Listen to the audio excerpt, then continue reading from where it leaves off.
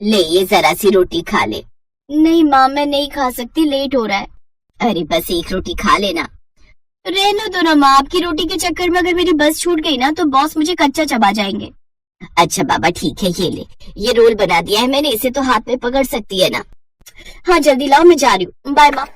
ये कहानी है रोमिता की, जो अपने माँ बाप की इकलौती संतान थी। उसकी माँ नम्रता और पिता नरेश ने उसकी पढ़ाई लिखाई में कोई कसर नहीं छोड़ी थी और रोमिता कॉलेज टॉप करने के बाद अब एक IT कंपनी में जॉब कर रही थी। फिर उसी शाम, माँ आप पापा की बीवी हो, मेरी नहीं। रोज ऐसे बैठकर मेरा इंतजार क्यों करती हो आप? सो जाया करो ना टाइम से।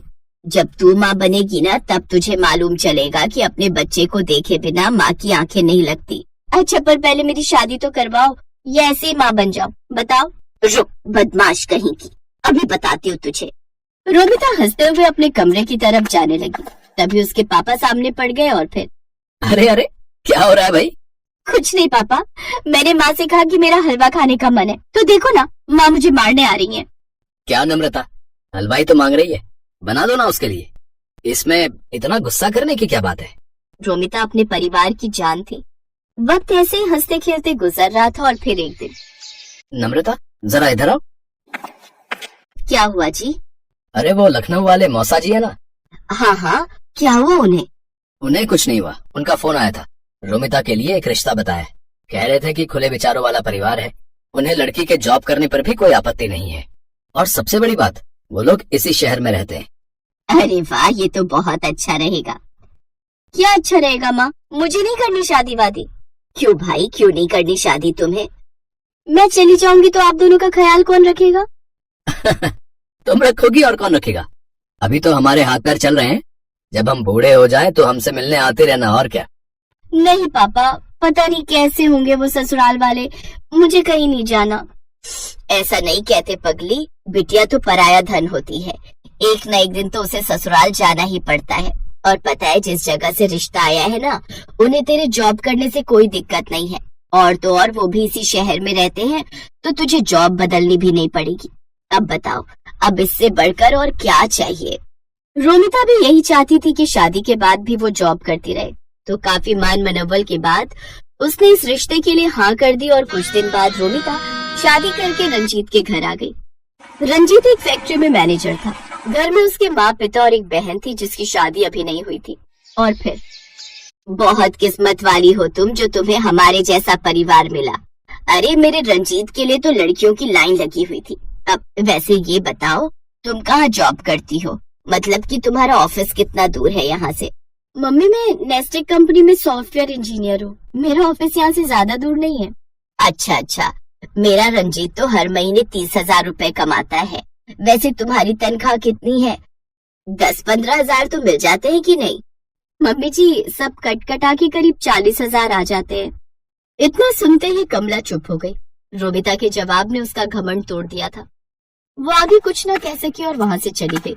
लेकिन रोमिता को इस बात का एहसास नहीं हुआ कि जाने अनजाने में ही सही, पर उसने अपनी सास की ढंग से बेइज्जती कर दी थी।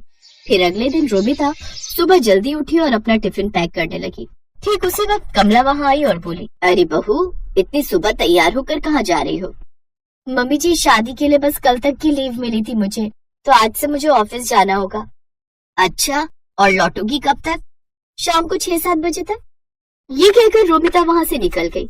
सच ये था कि कमला रोमिता की जॉब से बहुत ज्यादा खुश नहीं थी, लेकिन आता हुआ पैसा किसे बुरा लगता है, इसलिए वो चुप थी। लेकिन उस दिन शाम को रोमिता को घर आने में थोड़ी देर हो गई, लेकिन आते ही वो सीधा खाना बनाने में जुट गई। उसके बाद उसने सारे बर्तन धोए और फिर, कल से थोड़ा पहले घर आ जाना बहू, ठीक है? अब तुम्हारी शादी हो गई है तो घर की जिम्मेदारियां भी तो हैं। अब हर रोज सारा खाना मैं अकेले तो नहीं बनाऊंगी इस उम्र में, है ना? जी माँ जी। कमला रोमिता को सुनाकर वहाँ से चली गई। वो अगली सुबह जल्दी उठी और ढेर सारा खाना बनाकर ऑफिस चली गई। फिर उसी शाम, ये खाना तो तुमने सुबह बनाया था ना? हाँ मम्मी जी, क्यों पसंद नहीं आया क्या आपको? नहीं नहीं ठीक है। उस दिन तो कमला ने रोमिता से कुछ नहीं कहा, लेकिन कमला को ये बात हजम नहीं हो रही थी कि रोमिता क्यों इतनी आसानी से सब मैनेज कर ले रही है। फिर एक दिन कमला ने कलेश फैलाने की ठानी ली और उसी शाम, देखो बहू, मैंने और रंजीत के पापा ने बहुत कोशिश की, मगर हम इतना एडजस्ट नहीं कर पाएंगे। इन्हें गरम खाना खाने की आदत है समझी, तो कल से शाम का खाना शाम को ही बनाना, समझी? पर मम्मी जी, अब बहस मत करो मुझसे, जो कह रही हूँ बस वही करो। अपनी सास से डांट खाकर रोमिता बहुत परेशान हो गई। उसे समझ में नहीं आ रहा था कि वो ऑफिस के साथ साथ घर का काम कैसे मैनेज करे। इस चक्कर में वो ऑफिस में भी परेशान रहने लगी। फिर अगले दिन, मम्मी जी, मुझे आपसे कुछ बात करनी थी। हाँ बोलो, क्या बात है? वो मैंने रिजाइन कर दिया है, अब कल से मैं ऑफिस नहीं जाऊंगी। अरे पर ऐसा क्यों किया तुमने? क्योंकि ये सब एक साथ मुझसे हो नहीं पा रहा था मम्मी जी। ऑफिस के चक्कर में मैं आप लोगों का ख्याल नहीं रख पा रही थी। अच्छा ठीक है, फिर अब जाओ, जाकर मेरे लिए चाय बना दो। अजीब बात ये थी कि जो कमला हमेशा यही चाहती थी कि रोमिता जॉब छोड़ दे, अब वो उसके जॉब छोड़ने पर भी परेशान थी। लेकिन उसने अपनी परेशानी रोमिता के सामने जाहिर नहीं की। उधर अब रोमिता जल्दी जल्दी काम निपटाकर अच्छे से आराम करती। उसे एक ब्रेक चाहिए था जो अब उसे मिल गया था। पर दूसरी तरफ रोमिता के जॉब छोड़ देने से घर का बजट हिल गया था। रंजीत ने रोमिता की सैलरी के दम पर 2-3 लोन भी ले रखे थे, जिनकी सारी किश्तें अब उसे ही चुकानी पड़ रही थी। सिर्फ एक ही महीने में हालत इतनी खराब हो गई कि लोन चुकाने के लिए रिश्तेदारों से कर्ज लेना पड़ गया। और फिर एक शाम पूरे परिवार के सामने कमला ने अपने दिल पर पत्थर रखकर कहा, वो रोमिता, मुझे बुरा लग रहा है कि तुमने नौकरी छोड़ दी। कोई बात नहीं मम्मी जी। नहीं, अब देखो ना, तुमने इतनी पढ़ाई की, इतने साल काम करके तजुर्बा कमाया, और अब तुम घर बैठी हो, और अब तुम्हें भी तो अपने ऑफिस की याद आती होगी ना। अब तुम एक काम करो, तुम फिर से नई नौकरी ढूंढो अपने लिए, या फिर अगर पुराने ऑफिस में ही बात बन जाए तो देख लो। ठीक है माँ जी, पर वो खाने का थोड़ा देखना पड़ेगा, मुझसे सारा काम तो नहीं हो पाएगा। अरे नहीं, मैंने सब सोच लिया है। तुम सुबह सब्जी बना जाना, बाकी मैं दोपहर और शाम को रोटियां बना दिया करूंगी, और जब तुम ऑफिस से लौटोगी तो चाय भी बना दूंगी। ठीक है माँ जी, जैसा आप कहें। अगले दिन सुबह सुबह रोमिता अपने मायके पहुंच गई और सीधा जाकर अपनी माँ के गले लग गई। और फिर, क्यों? कहा था ना, तेरी सास का घमंड एक दिन जरूर टूटेगा। अच्छा ये बता, तेरी छुट्टियां कब खत्म हो रही हैं? आज ही तक थी माँ, कल से वापस ज्वाइन करना है। सही है, चाय पिएगी? नहीं, आज तो मेरी सास के हाथ की चाय पहले से फिक्स है। आप चलो मेरे साथ, आज हम पूरा दिन शॉपिंग करेंगे। रोमिता की बात सुनकर नम्रता मुस्कुरा दी, और इस तरह रोमिता ने अपनी समझदारी से सब ठीक कर दिया।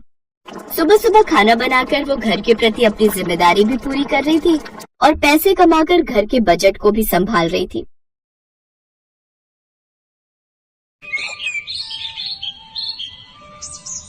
सुजाता देवी के 3 बेटे और 3 बहुएं थी।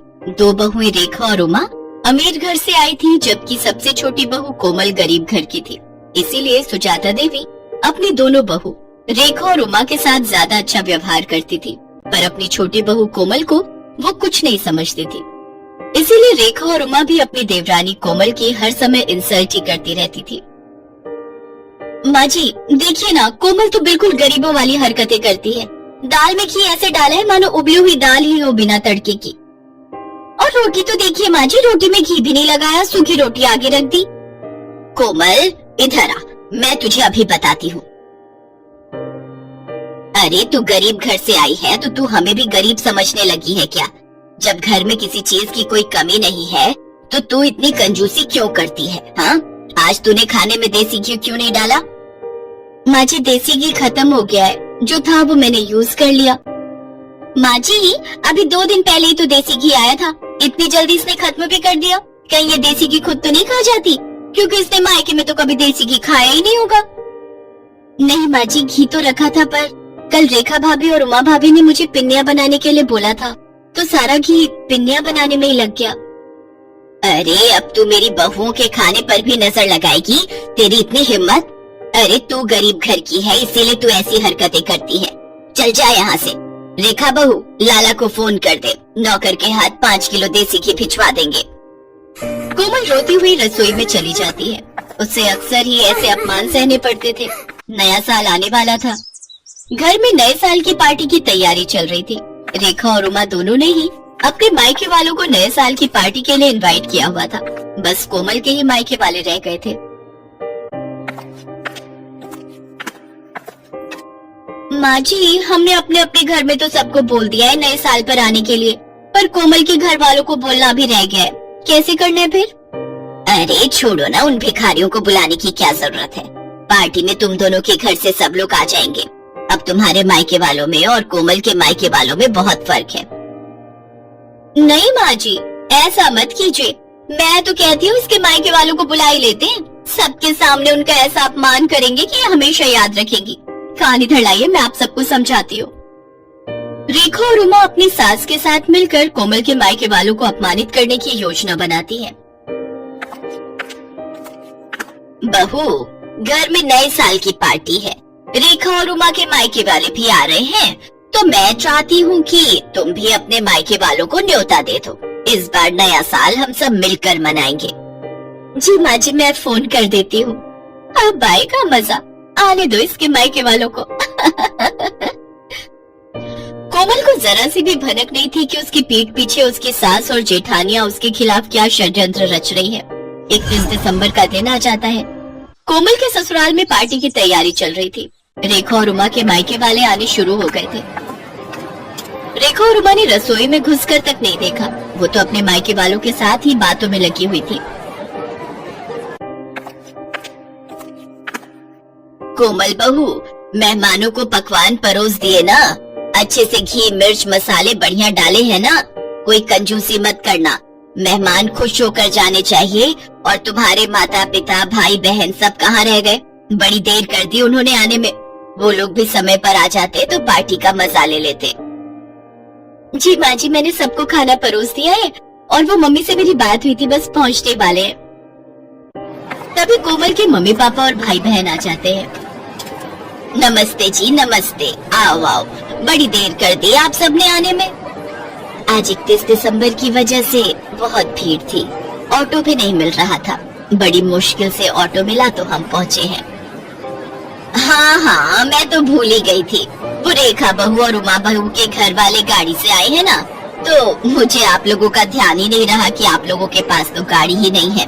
और आप लोगों की तो इतनी हैसियत भी नहीं है कि गाड़ी खरीद सको। खैर छोड़ो, आओ आप सबको रेखा बहू और उमा बहू के घर वालों से मिलवाती हूँ। समधन जी, ये कुछ मिठाई लाए थे नए साल के आने की खुशी में। रख दीजिए। वैसे हमारे घर तो वो बड़ी दुकान है ना जो बाजार में है, वहीं से शुद्ध घी की मिठाई आती है। देखते हैं, अगर हमने नहीं खाई तो घर के नौकरों को दे देंगे, उनका भी तो नया साल है। कोमल सब सुन और समझ रही थी। वो अब तक ये जान चुकी थी कि उसके मायके वालों का बहुत अपमान हो रहा है, पर वो उस समय चुप रही। कोमल की जेठ जेठानी अपने अपने घर वालों की आवभगत में व्यस्त हो गए। सूरज ये सब देख रहा था। कोमल, अपने मम्मी पापा के लिए भी प्लेट लगा दो, सब लोग खाना खा रहे हैं। तुषार, ज्योति, चलो तुम लोग भी खाना खा लो, चलो। जी हाँ, बस मैं लगा ही रही हूँ। मम्मी पापा, तुषार ज्योति आओ बैठो, मैं आप सबको भी खाना परोस देती हूँ। कोमल जैसे ही खाना लेने रसोई में जाती है, वो देखती है सारे बर्तन खाली थे, उसमें खाना था ही नहीं। कोमल घबरा जाती है। अरे, बर्तनों में तो खाना ही नहीं है, मैंने तो बहुत सारा खाना बनाया था। क्या हुआ कोमल, तुम परेशान क्यों? अपने घर वालों के लिए खाना लगाओ। अच्छा नहीं लगता वो सब ऐसे ही बैठे हुए। क्या खाना लगाऊं? खाना तो बचा ही नहीं है। मैंने इतने सारे पकवान बनाए थे, बल्कि ज्यादा ही बनाए थे। रसोई में तो कुछ भी नहीं है। अच्छा नहीं लगता सबसे इस बारे में पूछना। रुको, मैं कुछ करती हूँ। पर ऐसा कैसे हो सकता है? अगर तुमने ज्यादा खाना बनाया था तो आखिर खाना खत्म कैसे हो गया? मैं अभी माँ और भाभीियों से ये बात पूछता हूँ। नहीं, अच्छा नहीं लगता, सब मेहमानों के बीच में बैठे हैं। कोई नहीं, मैं सबके लिए कुछ और बना देती हूँ, थोड़ी देर लगेगी। रुको, मैं बाजार से कुछ ऑर्डर करता हूँ। तुम कहाँ इतनी जल्दी जल्दी सब कुछ बना पाओगी? नहीं, बाजार का मंगवाओगे तो सबको पता चल जाएगा। आप टेंशन मत लो, मैं कुछ बना लेती हूँ। कोमल के मायके वाले बहुत देर तक बैठे रहे। कोमल सूरज को कुछ मंगवाने के लिए भी मना कर रही थी, क्योंकि उसके मम्मी पापा वगैरह को तो ये बात पता थी कि कोमल ने सारा खाना घर पर ही बनाया है। कोमल अपने मम्मी पापा का सम्मान रखने के लिए जल्दी जल्दी पूड़ियाँ और साथ में आलू की सब्जी बनाने लगी। तभी उसकी सास और दोनों जेठानी रसोई में आ गई। अरे कोमल, तुम ये पूड़ियाँ क्यों तल रही हो? इतना सारा खाना तो बचा हुआ है। अरे भाभी, आप समझते क्यों नहीं हो? कोमल अपने मम्मी पापा अपने भाई बहनों को गरम गरम खाना खिलाना चाहती है, इसने हमारे घर वालों को तो ठंडा खाना खिला दिया। अब अपने घर वालों को बढ़िया पकवान खिलाना चाहती है। इसके घर वालों ने कभी ऐसा बढ़िया खाना खाया नहीं होगा ना, तभी ये ऐसा कर रही है। जब इतना खाना पड़ा था तो ये सब बनाने की क्या जरूरत थी बहू। ये देखो कितना सारा खाना बचा हुआ है।